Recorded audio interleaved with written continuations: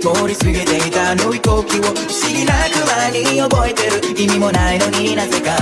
不甲斐なくて泣いた日のようにただ強くなりたいと願ってた。そのために必要な勇気を探し求めていた。残酷な運命が定まってるとして、それがいつの日か僕の前に現れとして、この一瞬引きができるなら